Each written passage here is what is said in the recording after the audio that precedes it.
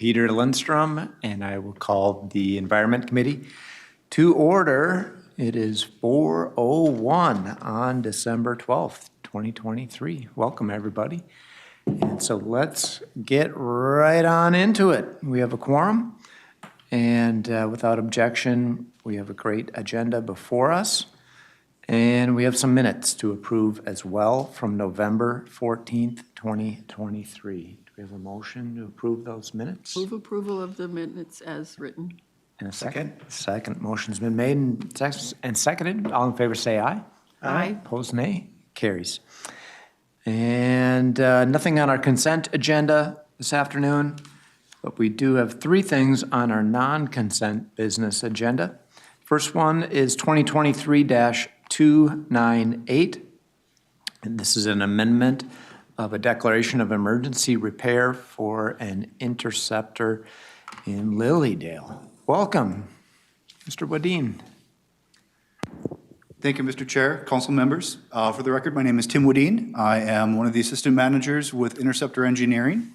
I'm here to present to you this evening on business item 2023-298, same week item, for the amendment of Declaration of Emergency Repair of Interceptor 1MH401B, the Lilydale Siphon.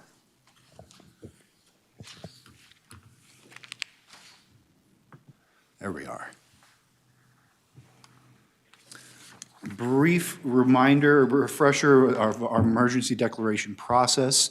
Really, it's meant to address issues of public health, public safety, things that we need to take care of right away. So we identify that infrastructure concern, investigate it, determine that that carrying out the competitive bidding process is going to delay repair of the facility. Work through a declaration of an emergency. And when those emergency declarations are more than $175,000, we bring them before the council for ratification. Quick reminder on the location of our facility. The 1MH401 siphons bring wastewater underneath the Mississippi River, right around where 35E crosses. Back in July of 2023, MCS crews became aware of a reported leak. Operations and contractor worked to remove the wastewater from that impacted area. And then we repaired the originally discovered break in both the time period of August through November. Since then, inspections have identified additional holes in the pipe, which has required some additional or expanded repair scope. So I'll refresh your memory a little bit here on some of the spill that we saw in this area. This is what we found after we were notified of the spill location. So this is the area around on the west side, or the north side, excuse me, of the Mississippi River, the lower area. And our crews on the right-hand side, they're getting in there to clean up the wastewater spill. You can see that continued cleanup occurring on that left-hand image. The right-hand image shows the location where we determined the spill was occurring from, a sinkhole in that area. As we proceeded, we were able to excavate down to where that siphon pipe was, and you can see on the left-hand side that pipe that came out of the ground. That was installed fairly close to an existing natural gas pipeline in the area, or gas pipeline in the area. So you can see a little bit of corrosion on the outside of that pipe, and then on the bottom side of that pipe, you can actually see a hole in the side of that pipe.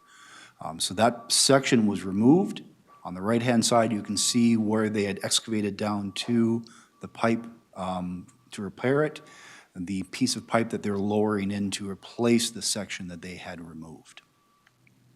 So once we had gone through and repaired, cleaned everything, we went through and televised that main barrel, that 12-inch barrel, and found that there were some additional holes in that pipe. You can see on that CCTV picture, the television on the right-hand side, there is an area of basically a hole in the side of the pipe there. Really tells us that we don't want to put this back in service because we're not addressing the failure, the overall failure of that pipe. So we need a little bit of additional scope on this project. We're looking at adding dewatering at two additional pipe defects that we've found through our televising or inspection processes. Once we've addressed or found those, done the excavation at those locations, we're going to install something called a bullet liner inside of that 12-inch siphon pipe. There's some additional cleaning and televising that needs to be done for the remaining 2 siphon pipes. We're looking at whether or not we need to also do a bullet liner for the 16-inch and the 20-inch siphon pipes that are there. But we're estimating that the additional scope of work is going to add about $2 million to the cost of the emergency repair. So bringing it total estimated cost to about $3 million for the emergency repair. So I mentioned a bullet liner. This is something that we haven't used in the past. I know this is something that we haven't presented to the council in the past. It's an interesting product. It's a flexible fabric reinforced pipe. It's used quite frequently in the water industry, used for rehabilitation of pressure pipes. Our intent here is that the bullet liner will be placed inside of the existing siphon pipe. It's because it is a flexible pipe. As pressure decreases, that pipe will relax, and any soil material on top of that pipe could deform it. So we want to have it housed inside of that existing pipe so it holds its shape. The pressure of the pipe, or the pressure of the water in the pipe will keep it round, and it's something that's going to be, like I said, is installed in water main pipes and other locations. You can see the 3 pictures there. The upper left-hand picture is a picture of the fitting that's used to attach it to an existing pipe. That striped pipe there is the fiberglass reinforced, or the Kevlar reinforced, flexible fabric reinforced pipe. So our proposed action is that the Metropolitan Council amend Emergency Declaration 2023-178 for repairs to Interceptor 1MH401B Lilydale Siphon in St. Paul to the amount not to exceed $3 million. With that, I'm available for questions. Questions for Mr. Wedin?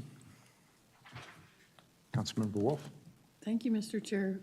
Clearly, the work is needed. There's no question about that. How does the extra $2 million affect our budget? Does it, or is that within what we have to work with? Mr. Chair and council members, in reviewing our budget from this past year and reviewing the information that I have as far as available funds, I don't Mike, wasn't sure if I was getting some input from the back here. I don't think it'll impact our. We don't have the money. No, our capital improvements program will be able to support this, is my understanding. Adam can help. Mr. Chair, council members, that's an interesting segue. So we traditionally project our need, and when we develop the ACP, our underspend is a good portion of that. We've been spending roughly about 70%. So of the more than 100 million of the program, this is easily fit and can be accomplished within the current ACP. Thank you. Is this a cured-in-place product, or is this, it looks like it, but it's a little bit different? Mr. Chair and council members, it's not a cured-in-place product. I think the best way to think about it is a lay-flat hose or a fire hose that you might see, where normally it's stored as a flat hose, and then the water pressure will inflate it to a round shape. It'll be the same thing as it's installed in the pipe. The water pressure from the wastewater in the pipe will inflate it to that round shape. Really, the host pipe that it will sit inside of will prevent any soil from collapsing into that void space. Great. It's Kevlar, so it's pretty tough stuff. Yeah. And Mr. Chair, if I can add, unlike cured-in-place pipe, it takes a while to install it. This you can literally install, I believe it's several thousand feet in a matter of about an hour and a half. So we'll be able to handle the material pretty readily on site. Comes coiled up, not in straight pieces, and can be inserted and pulled into place. It's not as robust as I'd like to see in a facility if we were designing new. But in this case, it keeps our objectives in line and is done pretty economically. It might seem like a larger cost number, but overall, it's a good way to bring the situation under control. We can't lose those pipes. We need them. Indeed. Very good. Other questions? Is there a motion? Move approval. Motion's been made and seconded. All in favor, say aye. Aye. Opposed, nay. Carries. Thank you. And that takes us to our second business item. This is 2023-299, Contract 19P187A, Metropolitan Solids Renewal and Improvements, Increase of Contract Value. Welcome. Thank you, Mr. Chair, council members. For the record, my name is Craig Edlund. I'm the Assistant General Manager of Treatment Services, and with me today is... Good afternoon, council members. I'm Dan Abelson. I'm an Associate General Counsel in our Office of General Counsel. So we are here to present business item 2023299, Metropolitan Wastewater Treatment Plant Solids Renewal and Improvements, Increase of Contract Value. Go forward. So a little bit of the background, as we are going through the presentation, you'll see that there are several factors that cause the need for this proposed action, both complexities of the work that was also caused a need for some field redesign, condition assessments as the work was being done, then a added replacement of critical assets that were not originally covered in the scope of the project.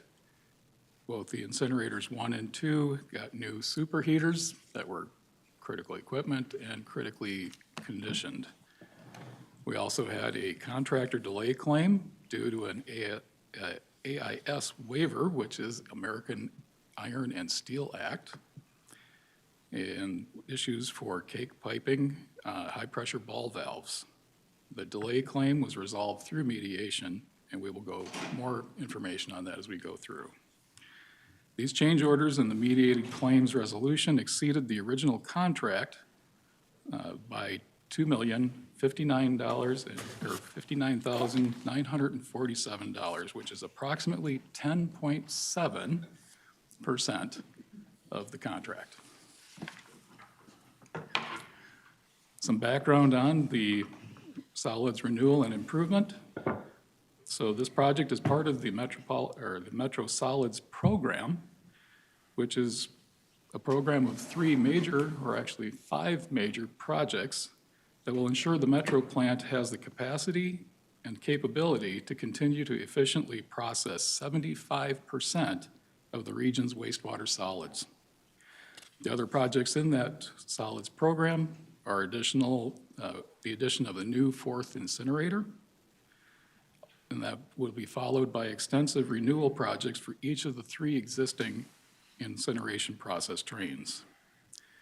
The original solids renewal and improvements project touched a very complex and multiple areas within that solids process, including sludge loadout, both odor control and improvements within the loadout system, cake pump piping, the auxiliary condenser improvements. We did a lot of instrumentation and control work on this project, the fluidized bed incinerator renewal, waste heat boiler tube replacements, baghouse rehab, scrubber modifications, sludge storage mixing improvements, a BFO8, which is a baghouse for the ash system, and did also some roof replacements. So this was a very complex and touched multiple areas within the Metro plant, but was mainly in the solids management building area. Some of the unknown and the project budget did have allowances built in to address potential unknowns that might have been found during this project. As we know, condition of the assessment could not be fully done because the inspection also requires us to take that equipment down to do full inspection and condition assessment. So there was allowances built into the project to allow for those unforeseens on the conditions. So unforeseen and unknown issues that exceeded the built-in allowances were replacement of those 2 superheaters on incinerators 1 and 3 due to the condition, and the timing was perfect to then put that in this project. Field redesign of some of the ash conveyance piping, and we also had a significant contractor delay claim that we did settle through disputes resolution process and mediation. A little bit on that delay claim. So American Iron and Steel Act is a requirement for any project that is receiving financing through the Clean Water State Revolving Funds, so federal funding. That it requires iron and steel products used in the project be produced in the United States. And the requirement applies to all projects receiving those state revolving funds for construction, alteration, maintenance, and/or repair of any public water system or treatment works. The issues that we did run into with the AIS compliance is that out of this very large and complex project with a lot of materials, we had 2 non-AIS compliant manufacturers listed in the specification for these very large, high-pressure ball valves for our cake piping system. The design team was not aware of who needed to apply for that waiver, and those non-AIS compliant valves did end up getting approved through the submittal review process. And the contractor was assuming that MCS had the waivers in hand. MCS, we did start the waiver process once the compliance issue was identified. And that waiver through EPA took 2.5 months from submittal to getting the approval of the waiver.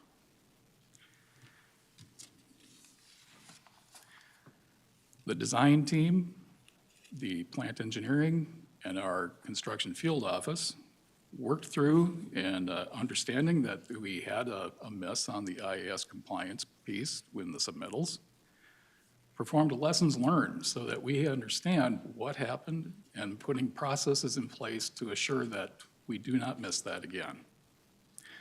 So the project team is looking at if the project is requiring AIS, more or less if we do go for the PFA funding and Clean Water's state revolving funds, we will be making sure that only AIS manufacturers are listed in the specification.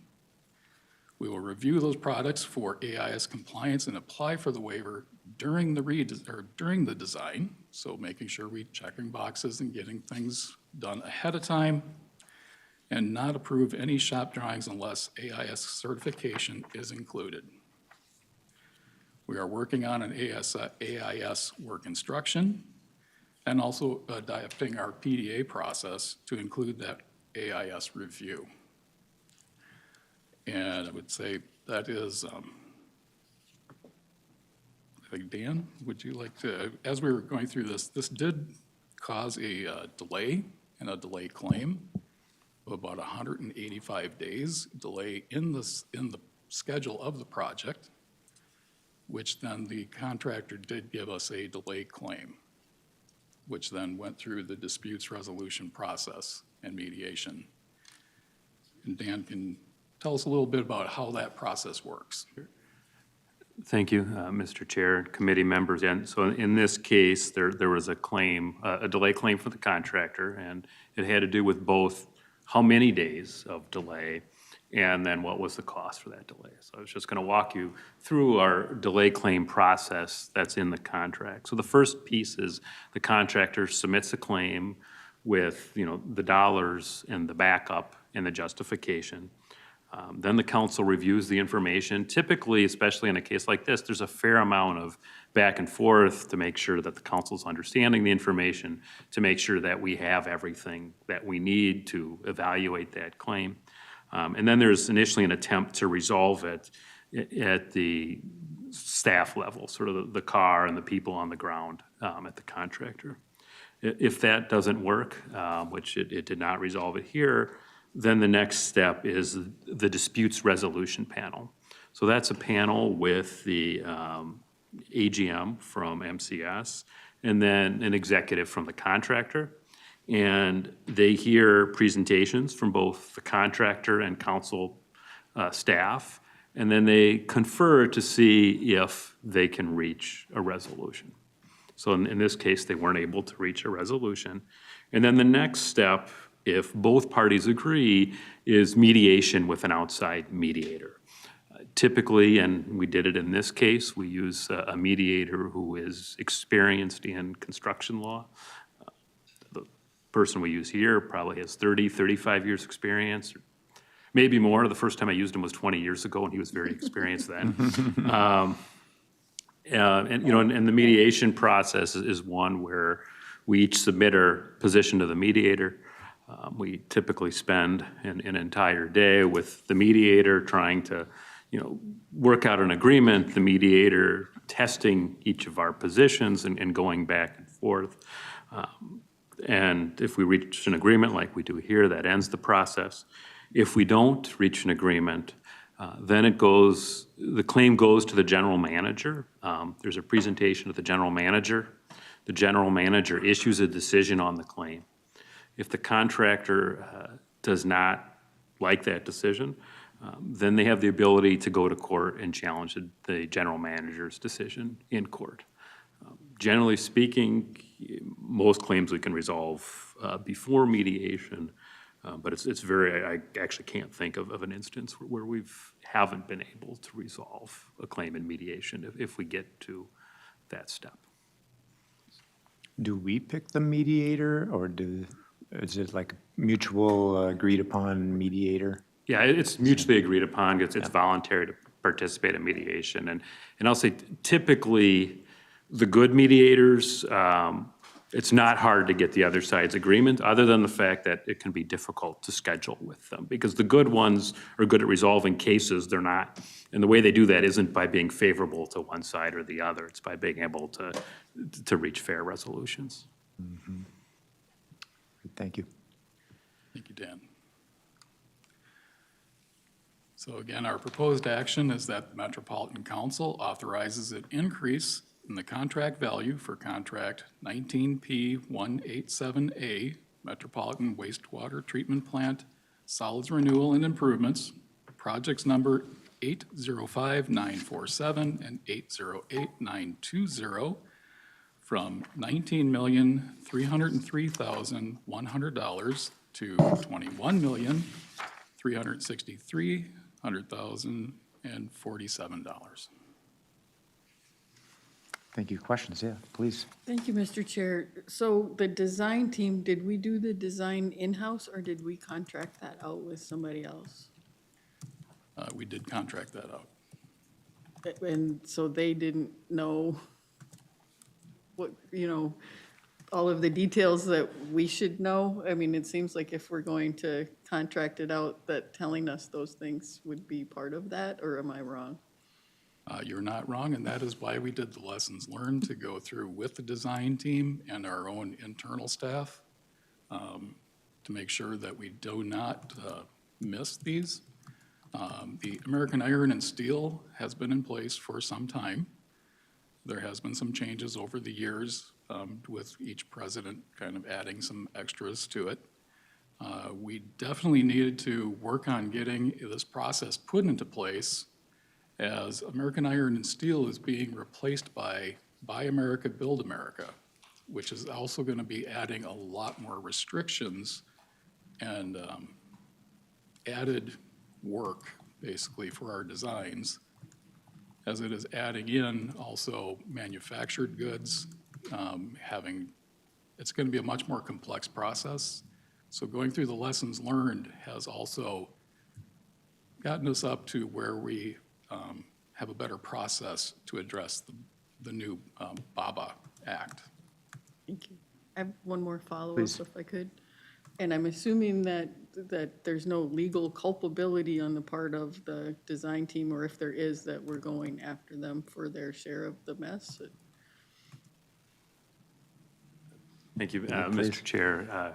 Councilmember Wolf, I think that's something we'll have to evaluate separately. Thank you. Good questions. Other questions? Are there other lessons learned beyond the American Iron and Steel compliance, just to ensure that we are complying with other types of federal or state regulations? Be it this one, be it the BABA, which is a great name, Buy American, or other sorts of things that we need to be complying with? Mr. Chair, council members, again, this lessons learned process definitely sets us up for that success of understanding how to make sure and ensure that we're going through all the new regulations as they're coming in and making sure that we are having the processes in place to comply with those. I imagine it's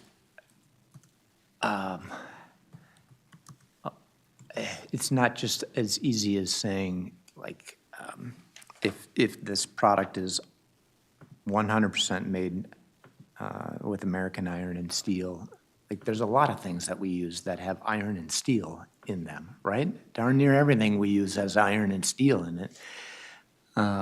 So there's probably some threshold, that must be American if it's more than XYZ percentage of, da-da-da-da. And you don't need to know the numbers or anything like that, but it's just like, I imagine it's a complex regulation that we're dealing with here. So, Mr. Chair, council members, it is a complex regulation, and it is just, things don't get easier. Unfortunately, they do get harder, and with the new Buy America, Build America, it will be getting more difficult. There are waivers, so there are thresholds that you can also talk with EPA and get waivers for certain types of equipment. The valves that we had to get waivers for, by design, they're high pressure for the cake, and that was not something that we could get in the US. So those we did get waivers for. It was just making sure that we had the process in place to do all the waivers ahead of time. I would like to also extend an invitation for, I know some of our council members have been down to the Metro plant, taking tours and seeing this area. I would like to extend that to any council members that have not and who have. Come on down. We've had a lot of work that is being done. And over the next 5 to 10 years, there is a very large investment that is being made, especially in the solids management section of the Metro plant. So, Let's make that happen for sure. I will be there. When it's not hot. Yeah, exactly. And maybe this time or a separate time, extend the invitation to other local governments that pay the rates. I may have mentioned to you, I'll just say it to everybody, I was at a council meeting, Spring Lake Park council meeting a week or so ago. We were talking about rates, among other things, and it was very helpful that one of the council members had gone on 2 of our tours before, and so could speak to the good work that is happening because he's seen it for his own eyes. So yeah, let's make that happen. Yeah, please, council member. I have maybe a question and a comment. So it seems like Build America, Better America, or whatever is coming into play. You've got things ordered, so there must be some grandfathering in, so there's no overlap or things aren't going to halt, or being able to get waivers. And I'm sure you're managing that, but that part has to be incredibly complex. So I appreciate that effort of okay, it's in the pipeline, it doesn't match, but it's gonna have to, so we get a waiver. I'm sure you've got people full-time kind of working on this, so it's very complicated. I've did a lot of that compliance of parts and things at another job I had, so, yep. And it reminds us, like, training, so that we can have the time to send people to learn about these things, so that they know, like, oh, okay, the next time, we got to remember to da-da-da-da-da, whatever it might be. Mr. Chair, All of these council things are members, important.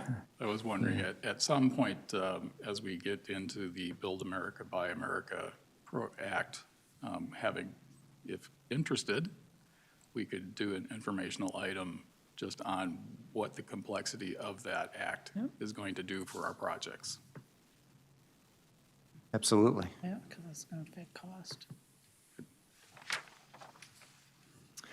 We are looking for a motion. Move approval. Motion's been made, and a second? Seconded. All in favor, say aye. Aye. Opposed, nay. Carries. Thank you very much. Thank you. Our third item this afternoon is Metro and Seneca ash transport and disposal. This is contract 23P089. Mr. Ward, welcome. Thank you, Mr. Chair, committee members. My name is Joe Ward. I'm the Assistant Manager for Process Engineering, Research and Development, and Air Quality, and I'm here today to talk to you about a new ash transport and disposal contract for Metro and Seneca.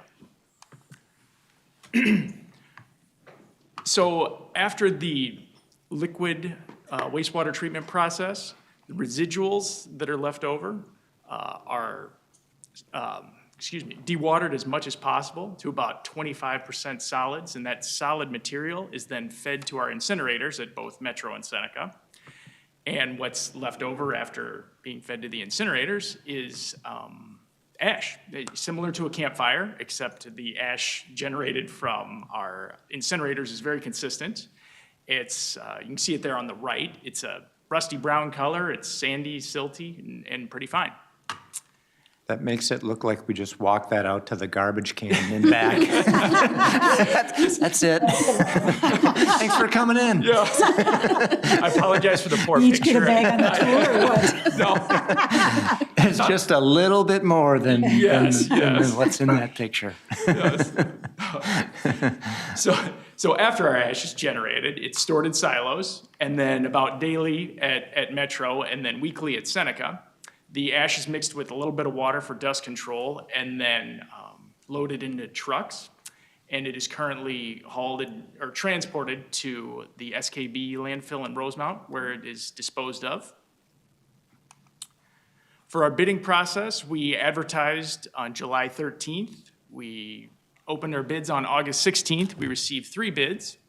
Our lowest responsive bid was from DEMCON for a 2-year contract with 3 optional 1-year extensions and a total award not to exceed $2,745,000. The Office of Equity and Equal Opportunity set an MCUB goal of 4%, and this requirement has been met. And the proposed action is that the Metropolitan Council authorize its regional administrator to award and execute contract 23P089 to DEMCON Trucking LLC to provide waste incinerator ash disposal services at the Metropolitan and Seneca wastewater treatment plants in an amount not to exceed $2,745,000. And with that, I'm happy to answer any questions. Very good. Questions, please? I have a question, thank you, Mr. Chair, and it's about the disposal at SKB, the landfill. Does this have to be covered, or is it used for surface coverage at the landfill? Mr. Chair and committee members, it is, I've witnessed it, and it's not used as surface cover. Okay. It is covered, yes. Okay, I've just done a lot of Yeah. hauling of materials Oh, to yeah. to SKB, so Okay. in a past life. And it's like, it's always cheaper when it could be used on top. But we cover it so that Yes. it's not I know. blowing around. Oh, I know, but imagine. you can, right, it's different ways. Okay, thank you, I just was curious. Councilmember Wolf. Thank you, Mr. Chair. This isn't directly related to this item, but We had the 3-year study to see if our ash could be used as fertilizer on corn and soybeans, I think, or maybe just corn. And it worked. Are we pursuing any more research that way to get, to basically recycle our ash rather than landfill it? Or have we sort of just given up on that particular train of thought? Mr. Chair and committee members, good question, and I sort of anticipated it, so I asked around. Because the presentation was somewhat recent, so I had the same question myself. Where's this going? So I prepared a couple notes here, so I apologize if I'm reading. But so the researchers identified some next steps, including development of methods to make the ash usable in real-world applications, so the pellets they are pellets and not dust. And on-farm testing under realistic conditions under a variety of soil types. However, the project did not include measurement of PFAS. And when the project started, PFAS was not the prevalent topic that it is now. And even now, the analytical methods for PFAS measurement and materials like ash are still in the draft stage, but they're available for use. So the council will continue to explore ash beneficial reuse as the analytical methods and regulatory requirements and framework for PFAS become more clear. So, Thank you. yes. You may have mentioned this, but how many tons of ash is created? Mr. Chair, committee members, it's about 17,000 between the two plants. It's 15,000 tons at Metro and about 2,000 at Seneca. Very good. Question, Yep. please. Well, thank you very much for the information. I just want to ask about the MCAP goal number. It's 4%, and you said that we have met the 4%, but do you know the actual number? Mr. Chair and committee members, I'll have to get back to you on that one. I want to see It's it. right there. We may have an answer. All right, okay. Shantae's there. Welcome, Shante. Mr. Chair, council and committee members, Ashanti Payne, Assistant Director, Office of Equity and Equal Opportunity. The actual commitment was 55%. 55%. Yes, That exceeds 4%. yes. That's fantastic. Thank you. Very good. Thank you very much. Good question. You are looking for a motion. Move approval. I heard Councilmember Wolf, and I heard a second right over there, I do believe. Excellent. All in favor, say aye. Aye. Opposed, nay. Carries. Thank you very much. Thank you. And that takes us to our two information items. Ash and concrete, the PFAS ones. Mr. Hanley, welcome. We're talking about water resources monitoring and assessment. An update. Yes, Mr. Chair, committee members, thank you for having me. My name is Daniel Henley. I'm the Assistant Manager of Water Resources in our Monitoring and Assessment group here in ES. We started this a few years ago, kind of an annual recap, kind of a debrief towards the end of the year for kind of what we're seeing in our regional waters. So it'll be a quick little update for you. Here's what we're going to be talking about. Overview of our work. I know we've got some new committee members here, so a little bit of maybe a refresher for some, but an overview. We did have another drought kind of for the third year running here, so a little bit of an overview of what happened during the drought that we've observed. We have a new tributary stream water quality trend project, so we've been updating some of our water quality trends and our annual lake water quality summary information as well that we do every year. So I'll be focusing on those red outlined items of our rivers and streams and lakes and the data we collect and what we do with that data, turning it into information. The rest of those boxes are kind of the other functions that our water resources group have. Jen Kostrowski is going to be following me here and talking about some of our planning and policy work, and Judy Sventek, you've heard from them in the past as well.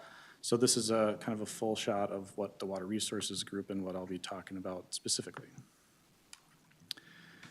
So starting with our river and stream monitoring, this map actually shows all of the monitoring sites. So the blue dots are our large river stations, Crow River, Minnesota, Mississippi, St. Croix. The green dots are the tributaries to those major rivers. And that's what we would call our stream monitoring, is those tributary sites. The yellow dots are our lake monitoring sites. I'll get into lakes a little bit more in detail. Again, more of an overview, but our large river program has been going since the early 1920s. Back when we had floating sewage mats, our rivers were in a much worse off condition than they are now, certainly. Fish, the kind of infamous now, 3 fish found in the Mississippi River from Minneapolis to Hastings. So this is kind of the catalyst for a lot of our monitoring. And since the Clean Water Act, we've really been intensively monitoring since 1976. So that was the blue dots. The green dots there are tributary rivers and streams. That started in 1989. That originally focused on the Minnesota River and looking at non-point pollution in that basin. We've since expanded. We work really closely with watershed districts and cities in the metro region for partnering at certain locations that they're interested in, and we can enter into some partnerships agreements, which is probably the last time you saw me up here talking about some watershed outlet monitoring program agreements, and so those will be things that we bring to the committee in the future.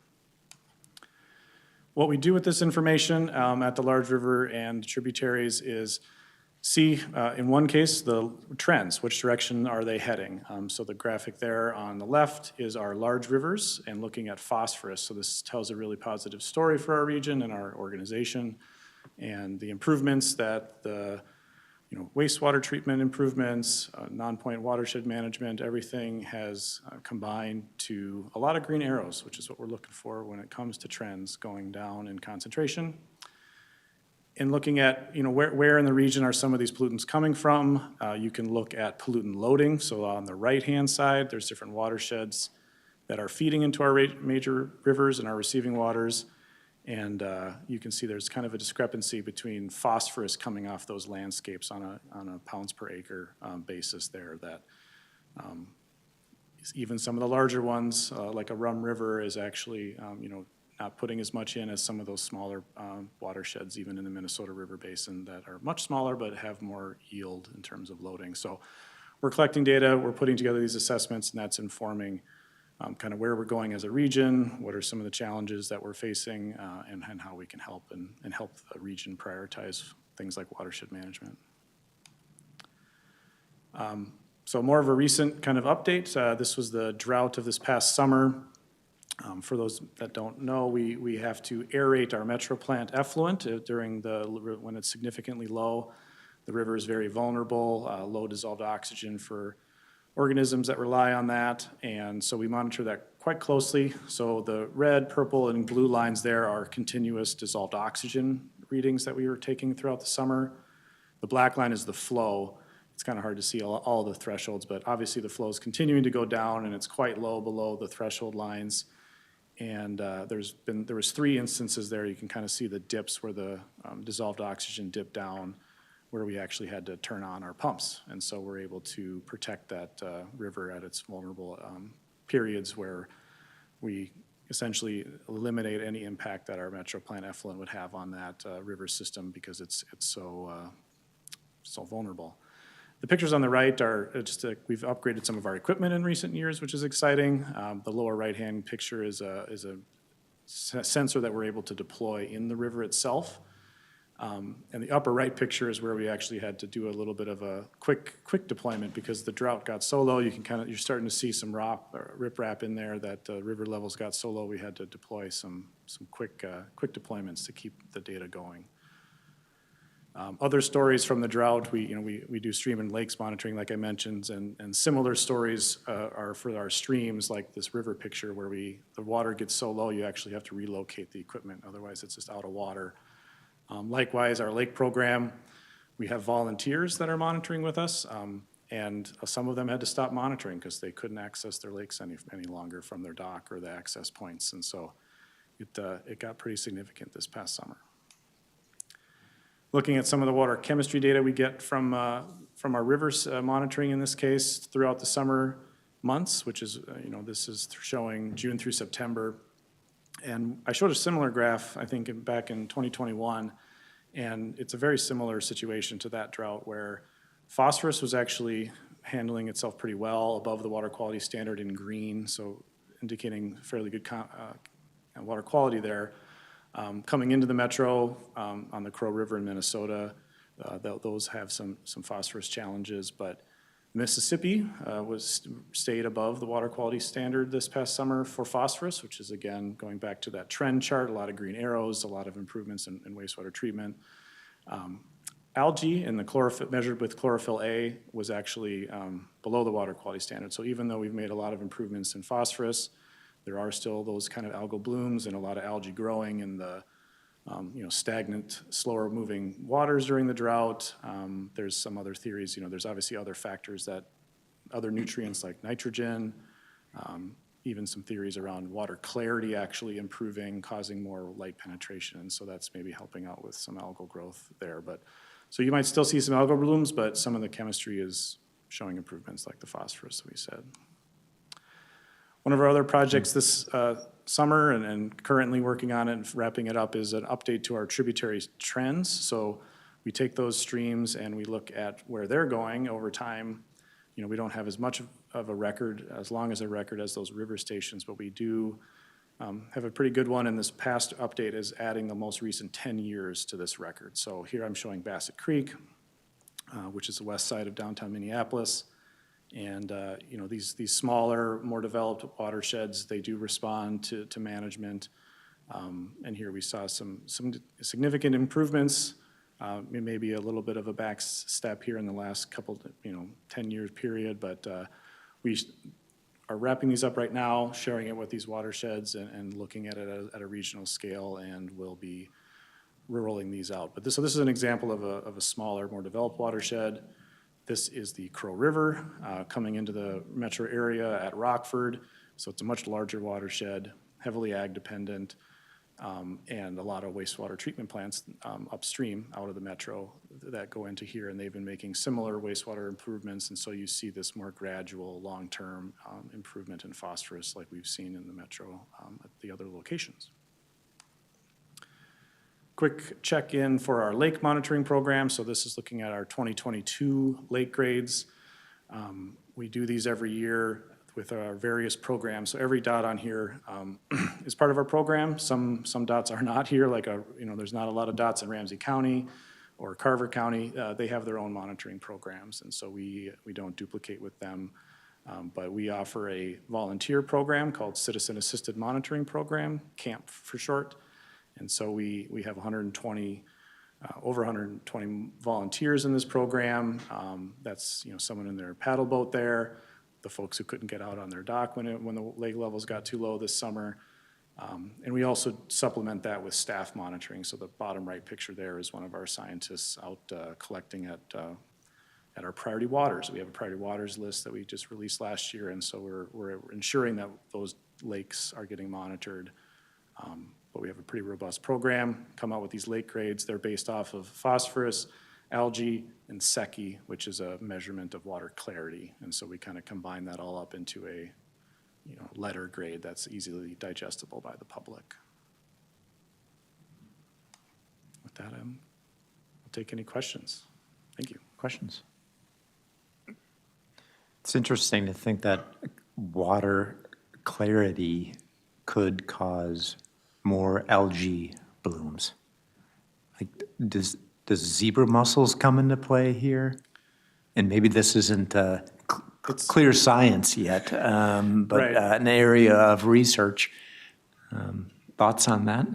Yeah, Mr. Chair, committee members, there's certainly, water clarity is certainly in lakes. We see this a lot where it looks like it might even, going back to our lake grades here, you might have an A lake because it has great water clarity, but it's infested with zebra mussels, and that is kind of a reason why it is that way. And so yes, in the rivers, we might be seeing that a little bit. So it's certainly another factor that could be playing into it. We haven't done a full-on study as to, why this is exactly, but, and other nutrients are certainly a driver there. Like I said, nitrogen is a big one, but we definitely see that with lakes. Thank you, Mr. Chair. I continue to go through the websites and look for data. So how available is this type of data presentation for the public to go into on the Met Council website in general? Yes, Mr. Chair, committee members, the availability of, so some of this information I'm showing is maybe from a report, and so that would be a PDF you could download from our .org location, metrocouncil.org and water quality management, and then it's kind of broken down into rivers, lakes, streams, so you kind of have to get to that level. But the image I'm showing here is from a 3-page summary that we produce every year, and that's a link on the water quality management page for lakes. Let's see, these are from past publications as well, where we did a big river report that was posted on that. So they're usually all posted as PDFs that people can download. So another follow-up question. I'm just wondering if, I live up in Matamidi, and I want to say, what's going on in my neighborhood? Is there an easy way to find what's going on in my neighborhood without going through all the reports? Are there active links or something and things like that? Because that's really, if we're looking at people wanting to know what's going on, what's happening in a 5-mile radius of my house, on the streams and whatever, can I get to it? Yeah, Mr. Chair, committee members, I agree fully. I think there's certainly improvements in web dashboards that we're looking at in terms of, there's a lot of cool things people are doing to have an interactive way for people to kind of get that at their fingertips. In this example for lakes, there's a 3-page report created for each lake that's in a much more robust report. This is the summary map. So someone can hone in on that. It's in a big PDF file right now, so it's not the most accessible. So I think there's been some ideas of how to improve that. We also have our EIMS website, which is kind of our external portal to get at the data itself. And so there is a mapping part of that. You can zoom in and you can see where there is data.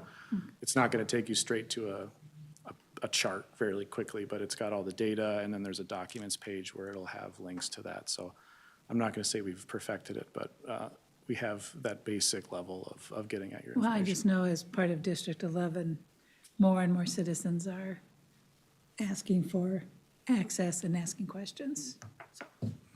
Councilmember Wolf. Thank you, Mr. Chair. To follow up on that, a lot of times cities report out this information as well and do their own work on lake quality. I know when I was on the Lakeville City Council, we had an annual report on the state of our lakes and what things were going to be happening in the next year to work on whatever problems there might be. So for the hyper-local stuff, the cities might be a better resource than us.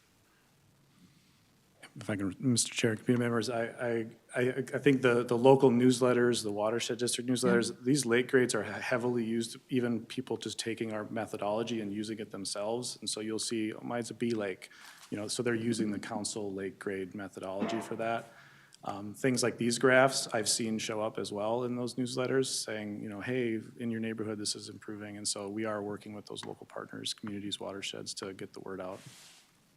So thank you. Excellent. Any other questions? Thank you very much. Very informative. Thank you.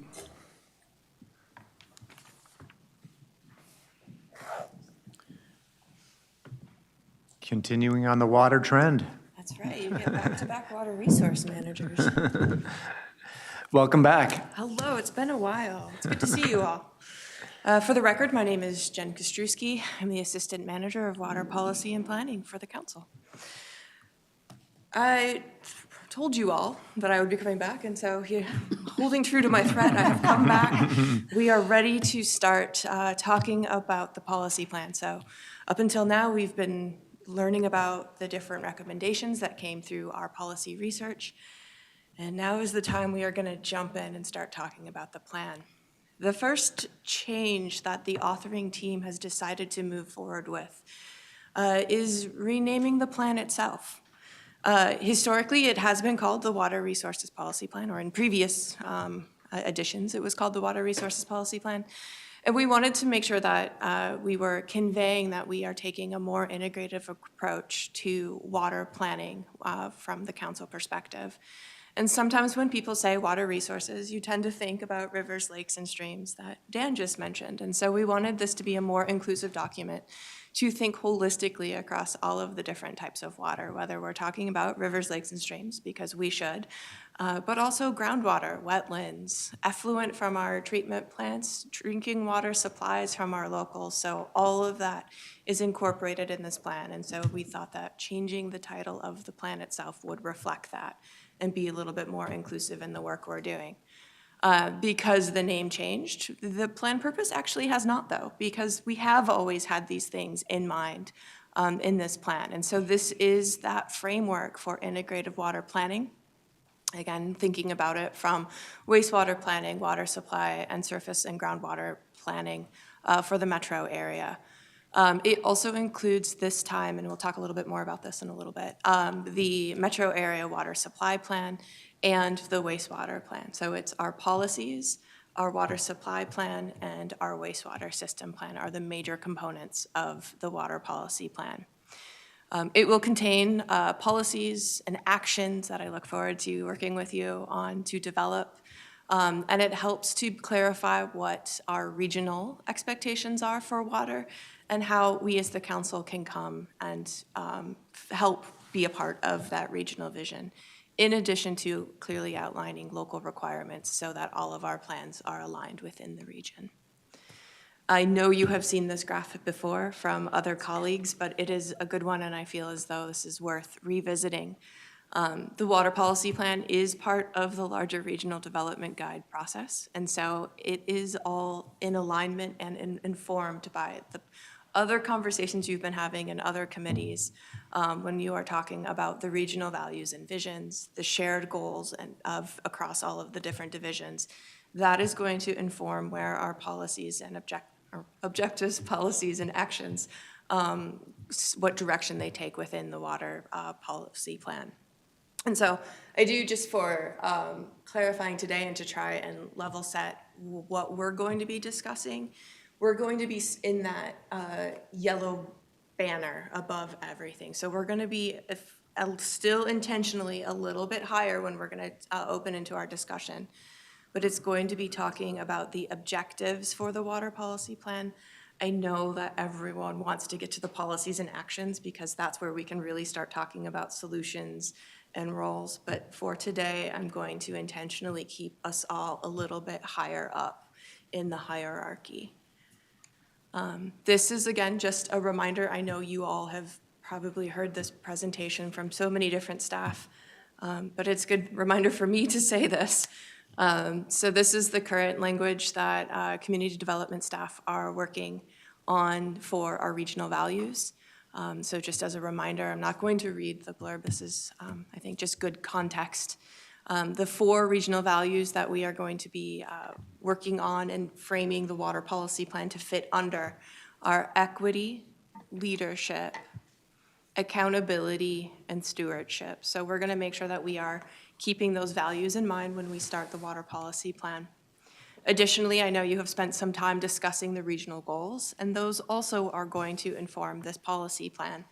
So the region being equitable and inclusive, communities being healthy and safe, a dynamic and resilient region, leading on addressing climate change, and protecting and restoring natural systems are all goals that we want to make sure the water policy plan helps support from our little aspect of where we have in planning and operations from water in the region. Additionally, we have staff who have put a lot of really good work and efforts into defining what our equity framework is. So this framework is also going to be brought a little bit to the center of the work we do in environmental services and how we are going to frame out the water policy plan. So these are all of starting to lay the different cornerstones of this plan so we can build it in the same integrated way with our other colleagues in other divisions of the council. But it's not just that that's informing this policy plan. First off, I want to give Lisa Thompson credit. She pulled together a group of staff to help define what our ES vision would be. And so a lot of us got together and ended up coming up with a really good short one that luckily sticks in my head when I talk to people. And it's something that all of us can very easily get behind. So clean waters for future generations. That vision statement is why I show up to work, and it's also one of the foundational statements that we want our policy plan built on. In addition, we developed some mission verbs to help us achieve that vision.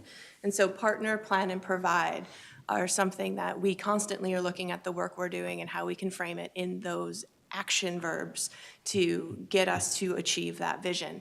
And the authoring team thought, the authoring team thought that those were so good and this work was so good that we're bringing it to the core of the work that we're doing in this policy plan.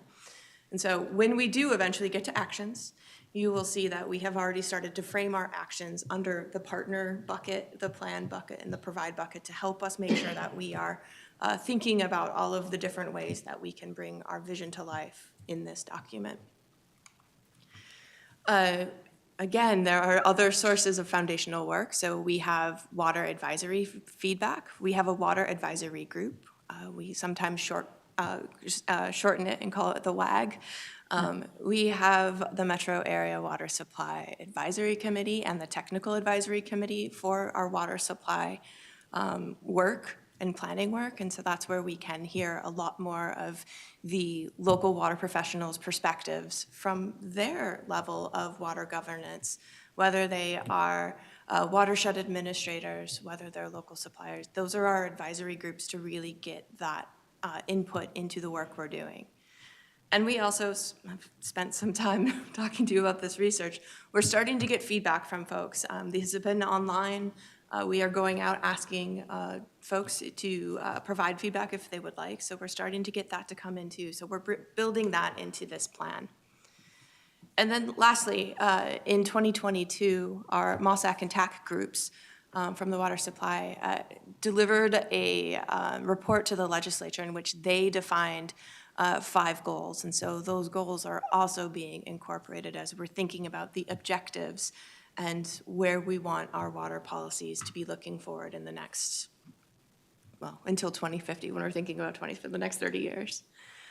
And so I'm going to, in the handout, I did include a Word document that gives a little bit more detail than just this slide, because I wanted to walk you through the proposed table of contents. And sometimes just having these words on the slide doesn't give the idea of what the authoring team would like these components of the table of contents to have. And so if you want to, I'm not going to read the entire Word document, but I'm going to definitely get some highlights from it. So we are going to start off with an introduction. That's usually the first good section to start off with in a plan. This introduction will share the purpose of the regional plan and describe the components of the water policy plan. So like I was saying before, water policies, the wastewater system plan, the water supply plan, and local plan requirements. So we'll lay out what a reader could expect being in this plan. We do want to make sure that we are making connections to the regional development guide. And so that is tying back to the vision and values and the different equity frameworks that our other colleagues across the division have put a lot of effort into. We will have a section then about principles, goals, and roles. The goals are the shared goals across all the divisions.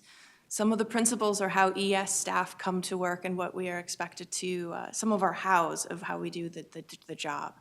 So, collaboration, convening, some of this work that is really at the heart of what our organization has been doing. And then lastly, roles. Sometimes we step into spaces and we don't understand everyone's roles or responsibilities. And that makes it just a little bit harder to do complex things. And planning for water at the regional scale is a complex thing. So the authoring team has said where we can, and this is going to be defined by statute, where our roles are at the council. We want to be clear up front as to how we are coming to this issue or this challenge with our colleagues and make sure that we are clear with our role and expectations of how we will be engaging in this environment. The regional water context section helps us explore a little bit further as to how important water is for this region. Actually, we were somewhat joking about the very first presentation I gave you all. There was very beautiful pictures and I had some facts about how water is used. And we were just going to actually record that and just pop that into the plan and have that be the regional context. And that's at the heart of it. It's showing that there's water connections, whether we are thinking about how we move our goods, how we develop and grow our goods. And so water is connected at every aspect. And we want to make sure that we are clear that there is a regional water connection and context that we need to lay out so that we can get to the next step, which is problem identification. And identify where there are ways and areas that we need to be concerned about, ideas that we need to just keep in mind as we are planning towards 2050. I did give some examples in this Word document about climate change, source water protection. A lot of these topics might sound familiar because we did research papers about them. And so this is where we will be leaning into the work and feedback that we've heard from the policy research to help us. Lastly, we will have policies and actions that, if we do this right, will help us address the problems so that by the time we get to 2050, hopefully we can mitigate those problems that we've identified, knowing, of course, there will be new ones popped up that perhaps we could not plan for. But we are going to make sure that we will try our best. The next part of the table of contents is the wastewater system plan. That is the snapshot of how our regional system wastewater system is intended to work for our residents. That's where we will be bringing in the forecast numbers to ensure that we do have the capacity. And there is a connection with our capital investment program to show where there are different opportunities for growth and perhaps we need to plan more. So this is that snapshot of where we are and looking at those forecast numbers to ensure that we can continue to provide the service that our residents expect from us. The new bit in this one is that we are including the metro area water supply plan inside of the water policy plan. In previous iterations, we've had them be separate documents, and by bringing them together, this allows a one-stop shop and a truly integrated water plan. So we are making sure that we're engaging that local water supply perspective into this plan. I do want to be clear and upfront that while we are including this as part of the policy plan, MOSAC is the approving body, of that plan and will maintain that approval status. So they will have the approval status of the supply plan, and then it will be inside of the policy plan that you hopefully will all adopt. And then lastly, we want to be clear with and share information that we've generated, whether it's the data that Dan's monitoring staff have collected, the priority waters lists, and all of the reports that help inform where we're seeing these problems and what policies we think should be reflected. So we're going to share that information in the appendices.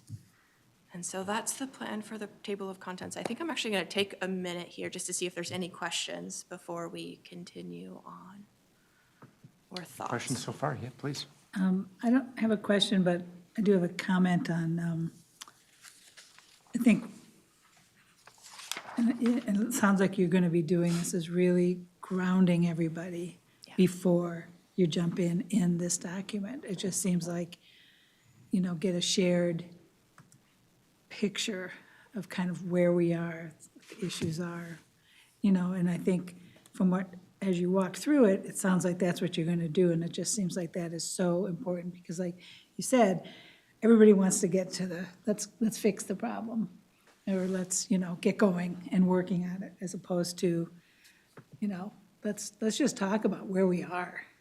We're the land of 10,000 lakes, but we have water problems. We have water issues. So, just let's lay it out there, and everybody's talking about them, so let's acknowledge them and just set the table with them. So I really appreciate that. Yeah, thank you. Good point, yeah. Other questions? Okay, Go for it. moving on. This is, I feel like, the big reveal. I'm excited about this. So knowing that we have the goals created by our shared group within the council, we, within the authoring team, came up with some objectives that we think are a good high-level framing, there we go, to help hang all of our policies on in this plan. And so at this point, I'm going to put them all up on the screen. I will walk through them. but I am curious to hear your thoughts. I'm going to have, before I get to this, I have 2 more slides, and then we'll get to the discussion, and I'll come back and put the objectives back up, just because I know it will be easier to have them in front of you. So first, we'll get through it. We have 6 objectives that the team is proposing. We have sustainable waters, and that's to ensure clean, abundant waters for current and future regional needs. We have a climate objective, in which we're going to create climate-resilient water resources, ecosystems, and water infrastructure through mitigation, innovative design, and adaptive planning. We have an infrastructure objective, and that's to maximize water infrastructure investments and identify future investment opportunities that result in benefits at multiple scales. And so I just want to be clear, again, these are regional objectives, so it's not just our infrastructure. We are thinking about water infrastructure broadly. We have a funding objective, and the goal of, or the objective of this one is to sustainably fund water protection and planning efforts. There's a health objective, and that's to protect public and ecosystem health to maintain, restore, and enhance a high quality of life across the region. And then we have an equity objective, and that's to ensure that equitable water benefits and water services are accessible and shared amongst all residents and communities. And when we think about these different objectives, we wanted to make sure we were connecting it back to the goals that we had. So this matrix is the hopefully easy way to visualize that we are intending to tie things back to the Regional Development Guide. And I keep on calling this my bingo board. So in this bingo board, you can see that the whole circles are direct connections that we can very easily say, yes, this will help further our regional goal. And then the empty circles, but there's still an indirect connection. And I would say this bingo board is highly subjective. There are times I look at it being like, oh yeah, no, that should be a full circle, or that one should be an empty circle, and I think that's perhaps more reflective of the mood I'm in on that day. But the important part is there are connections between the goals and the objectives so that we are in alignment of furthering where the council wants to move towards that vision of 2050. And so, like I said, I'm going to come back and we will have that discussion about the objectives, but I do want to talk about the next steps, and the next steps are drafting policy. So my team members are doing this right now, and I just want to be clear that when we do have policies, it's going to be a one-to-many because our objectives are cross-cutting and our policies can respond to many of these different objectives. And so it's going to be a fun and engaging continued conversation with you all about, as we're developing these policies, do we have the right ones? Are we connecting them properly to our objectives? Are we really getting the actions in place that you would want to see? And so that's the exciting conversation that we will continue to go and have. You all are going to be one of the feedback points as we are getting these policies and objectives in place. We have already shared the objectives with our water advisory group and MOSAC and TAC. And we are starting to actually had a meeting with the interagency coordination team to share some of what we were doing this. So we're sharing this with our state agency colleagues to get feedback as well. And so I want to say this is the point in which everything's malleable, everything is up for input, and so this is where we're hoping to hear from you if we're heading in the right direction. Do we have the right areas? And we will continue to engage as we develop the policy with our advisory groups and our stakeholders. And ideally, the final step is that we will have a plan ready for public comment by summer 2024 so that we can adopt it in the timeline for the Regional Development Guide process. So with that, I do have questions, but I'm going to go back here. And so my discussion questions that I have for you, and I'm going to stop talking because I'm actually here to listen to you, is what are your first impressions about these objectives? Are we on the right path? Did we miss an objective that you think should be highlighted? Should we modify any of these objectives? Should we modify the language? And I will say before we start the discussion, it is hard to engage, again, at this higher level without those detailed policies to say how this will happen. But I'm going to ask you to trust me and we will get there. So with that, thank you very much for your time, and I look forward to hearing your thoughts. Thank you, very impressive. I'll just start the conversation. So I was thinking about habitat, Okay. which is part of our regional goals. We protect and restore, well, natural systems. And I was looking at the objectives and wondering if, so we use natural systems, we use ecosystems in the objectives. And I think I've seen habitat in other places. I don't think those are all synonyms, but maybe they are. I'm not smart enough to know if they are really synonyms. I'm sure some smart people would say like, no, those are two different things. But maybe if we use, just think about if we use ecosystems and if in other places we use natural systems. If that's the right approach or not, I'm not sure. Yeah, no, Mr. Chair, thank you very much for that comment.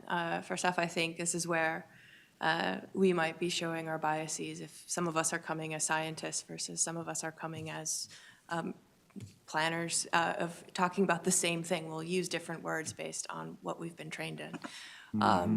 I think this is a really good point to say that I and Lisa actually sit in a meeting once a month. I have a few more.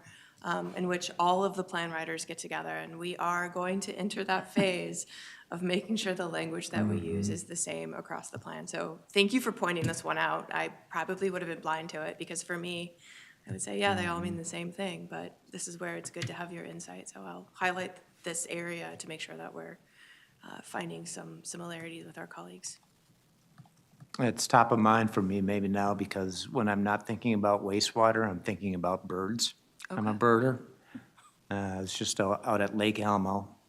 And I mean, the best place for birds is when there's trees, grassland, and water right there. That's like the hot spot. And so just thinking about habitat, thinking about water, how important it is, obviously, for our own lives and our own economy, but thinking broader than that about the ecosystem, about the habitat, about the natural system that we live in, and making sure that our objectives match that. Okay, thank you, Mr. Chair. Please. I have a comment on, and I think they were touched on before, but how to include kind of innovation in this. I mean, I think I liken it to everybody with a big group of people could push a boulder up a hill.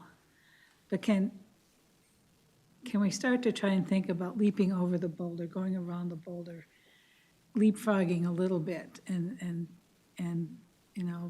this is, yes, the 10-year plan, but how do we think, as part of our 10-year plan, how do we think 20, 30, 40, 50-year plan out? And I know like the U of M is working on the 50-year water plan, and somebody kind of scoffed at that, not at the Met Council, and then I think back, when I was in graduate school and the Clean Water Act was, and I studied with all the people who did all the innovative stuff that's now being done now. And some have passed away, but I'm working with a friend to go interview the people who are still left alive, to ask them about what were they thinking 50 years ago, 40, when they started.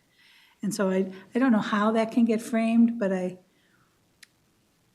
think that the overall 2050 plan has innovate in it and has creative, and so how do we have the tenor that, we're just not gonna be pushing, we're gonna be maybe leaping and casting out a little bit. That's not the main mission. It is to do things in a real time frame, but also to continue to be curious, innovative. And, I don't know how we put that in there, but that's just how I would like us to think as well. Yeah, Mr. Chair, Councilmember Cedarburg, that warms my heart. So thank you for saying that. I think innovation is very important, and finding new ways to do things is, again, at the heart of what we do. And so I think that finding ways to weave it in through the narrative, finding ways to make sure, I don't know if we can have a policy specifically that says we will be innovative, No. but we can definitely find a way to weave it into the story within this plan. Questions, comments, Councilmember Wolf? Thank you, Mr. Chair. I kind of struggle at this level because a lot of times, goals can be great, but then when you drill them down, you end up with, I got to do what? That doesn't make any sense. So this is a hard point for me to work on. But on your equity one, this is another word thing. Ensure that equitable water benefits and water services are accessible and shared amongst all residents and communities. If they're accessible and shared amongst all residents and communities, aren't they already equitable? It seems sort of redundant. Thank you. Thank you for that feedback, Councilmember Wolf. An extra word. Yeah, I think this is where we had the objective and it became aspirational, and yes, I think that we need to, there's some wordsmithing though that we can work on. So thank you. Yeah. So if you, on that point,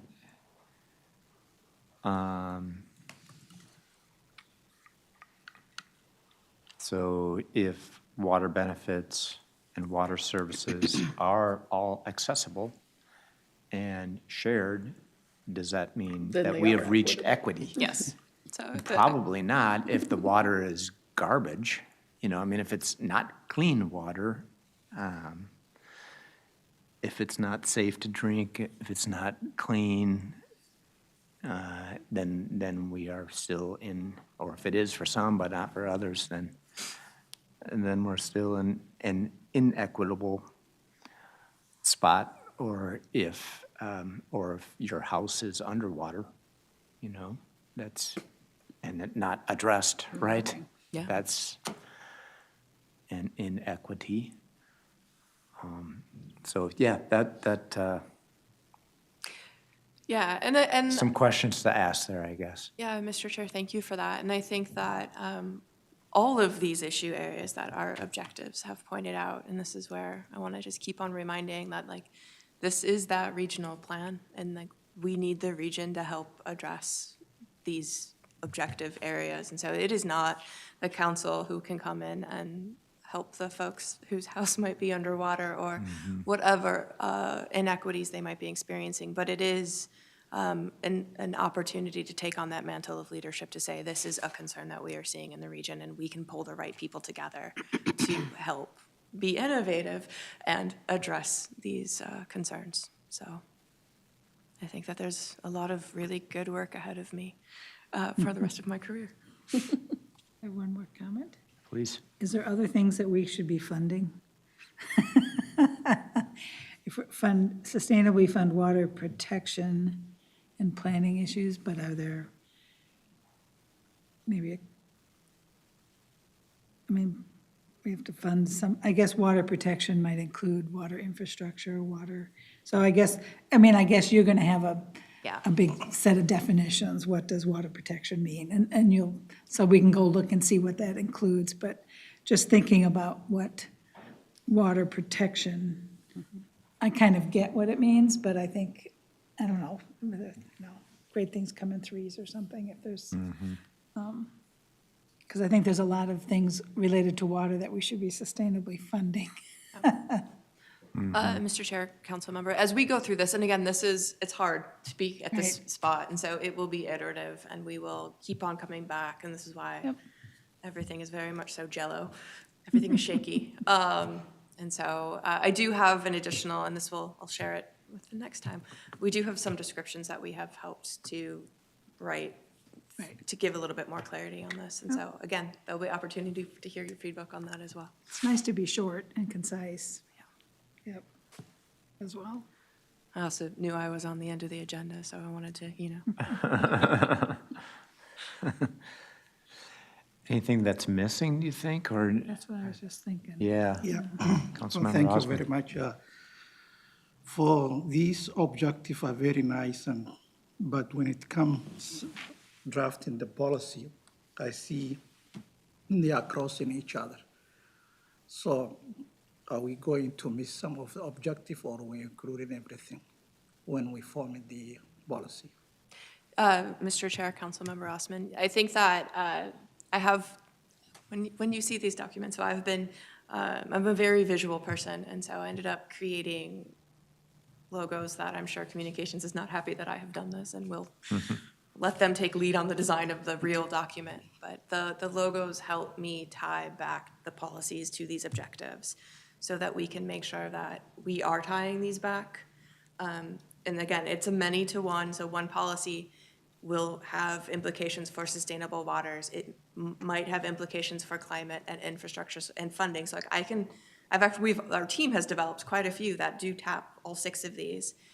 What I'm excited to see is if we end up creating a policy that we can't connect, and if that happens, that will highlight the need that we need to have a 7th objective if we think that policy is worth moving forward. And so it's looking on both sides and making sure that all of the pieces are moving, which makes this very hard. Thank you. Yeah. Please. It'll be interesting to see what our other partners in the water world, come back with as well, because they may, this is missing. So I think by engaging them really early is really also a really good idea. Which you have been already. I was curious, any feedback from those groups? Mr. Chair, yes. Our advisory group, so our water advisors, have provided a lot of feedback, and I apologize, that one was a little bit distant, and it's the MOSAC meeting or the TAC meeting that's closer in my mind. And there were some concerns, and we ended up discussing about some of how high level these objectives are, and that's when, I was acknowledging that this is a hard place to stop at, because you want those details. And so some of the conversations that we were delving into with them, and this was getting clarity that this is a regional goal or a regional plan. It's not just the council's work plan. And it's making sure that where there are roles, that everyone has a role to play, and we are going to have to be pretty specific as to how we are gonna all show up so that we're not gonna step on each other's toes or duplicate efforts or waste money doing things that we know our colleagues can do. And so some of the feedback that we got was along those veins and making sure that, we weren't overstepping and impeding any sort of local authority or local control. And so we want to make sure that we are aware of that when we're doing this policy. At the same time, there is the flip side of that, and if we are going to have regional water planning, we will have to have some conversation and make sure that we are engaging those locals so that we can create that shared regional vision so that we can agree and work on it together. So a lot of the feedback we've gotten on these objectives, I think there's some that we are definitely taking to mind, but some of this also is at that point that we don't have the policies to show the intention of these objectives. And so I'm really looking forward to the next Water Advisory Group, which is in January 30th, to start showing them the policies and showing you all policies so we can get to that more tangible, actionable level. Seems like you're on the right track, if that's what you're looking for. Yeah, thank you very much. Questions, comments? I hope you have a wonderful evening. Yeah, thank you very much. Thank you. And I'll be back next year to talk to you. That's another threat. Yeah, well, we were talking about a retreat of some sorts that we're still thinking about putting. I think we're going to be doing workshopping here at the meetings, Yeah, trying to get the that's what I business- meant. Get Yeah, the business yeah. done in a shorter period of time, and Yeah. then workshop in the other room or something around tables where we can be workshopping. Sink our teeth Yep. into all these important things. All right, that takes us to the end of the meeting and a report from the general manager. And it's actually at the end of the year in terms of our meetings, so Jen mentioned our vision. It's a one-year anniversary for our new vision. It's also almost your one-year anniversary, so In the spirit of giving, I have a little memento to honor your first year with the Environment Committee. This is a gift from nature that we've recycled wastewater. So this is our Metro Plant effluent. And hopefully you will cherish it. It is a gift from nature. I think that I like to borrow what the indigenous people have taught us, that water is life, and I think that's an easy statement for people to nod their head to, and yep, I agree. But I think that what's bringing us into a new era is not taking water for granted anymore. So the need for integrated water planning and work is because if we don't connect things, we are taking water for granted. Like, there's enough of it, so if we do this over here and ignore what that's doing and do this over here, we will not accomplish our objectives. So we really appreciate the leadership that you've done in the first year, and as we've talked about policies and stuff, we think you're really getting ready for that next challenge, which is to help us address this complexity as we navigate connecting things to make water future be better, so we can live our vision. I also want to highlight that in November, thanks to Councilmember Vento, let me know about a book signing, book authors that was going to be at Hamlin, and I happened to be able to work it into my schedule, so I got there. The book is called Purified, and the author is basically highlighting how sewage has been recycled across the country, so with climate change and the different challenges. And his words in this is that there's a rapid ascent of a water recycling movement. And in some cases, it's recycling it for non-potable use, but in some places, they're actually taking it all the way to potable reuse. So they were handing out samples of Orange County Sanitation District in California, one example, but they had free bottles of their recycled water. So it was really fun to attend. There were a lot of teachers there, so the Hamlin has a setup there for supporting environmental teaching and things like that. And they were all like really ready to go. How can we start teaching kids about the possibility of recycled water being something that they drink someday? So the future is approaching us, and I think our work and our efforts have to be thinking about all those possibilities of how do we not take water for granted in terms of what we do with it in the future. Looking forward to 2024. Hopefully you all are too, and we'll have a good, safe holiday season and come back rested and ready to go. For sure. Thank you, everybody. We are adjourned.